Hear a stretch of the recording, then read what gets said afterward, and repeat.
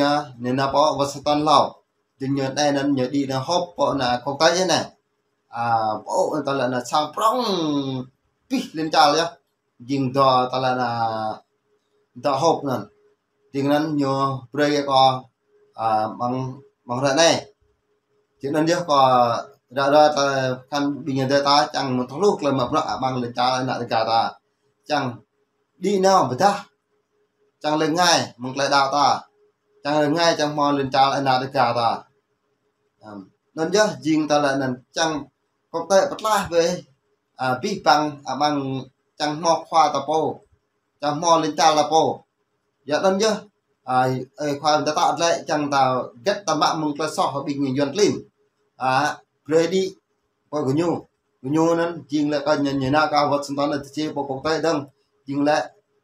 vừa đi đông riêng lại nhìn nào bất vi bằng nên riêng lại mò mình ta lại có bất là bình ghi rồi chẳng gì ép lại nhiên lại khoa ta mà chăm chừng nhớ nào có quốc tế này nên nào chấp cho cháu chứ nào có lần ý ta lại có hội bên nhiều giờ đi được quốc tế đây á bây giờ có hội này có quốc tế chấp cho cháu nào sao cho chừng là vi phạm cháu lần tập trung bằng lại đây nhá dân lại là ngày 2 tháng 2 này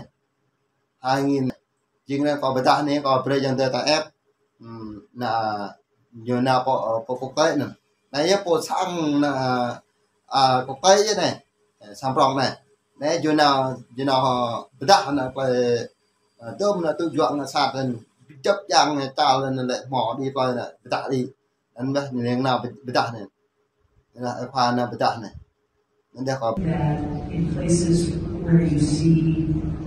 freedom of religion Muslims are restricted. The studies show, that correlates with a much greater propensity for violence, for social conflict in the first instance, and for violence. So, we live in a world right now with more conflict than at any time since the end of the Cold War. I think that has snuck up on people just how many conflicts are out there. Of course, the front page conflict of Putin's invasion of Ukraine.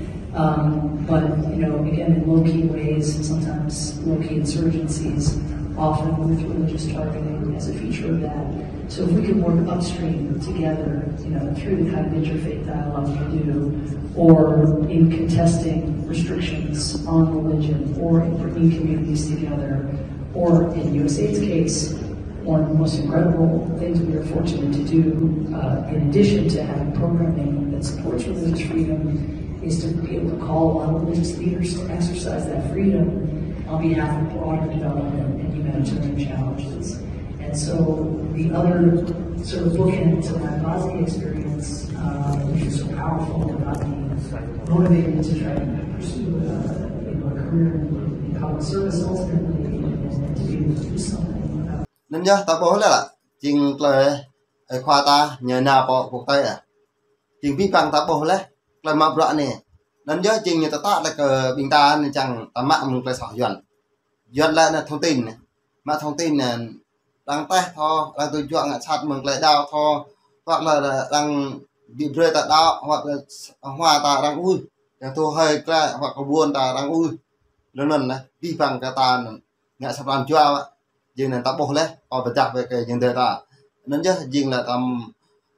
mạ vẽ lại sỏi dần này giờ ta lại dần là mạ với thông tin nên nó bồi dầm là ta đặt vào tay này nhớ đi là cái bỏ cuộc tay Hoa Kỳ anh vi phạm ta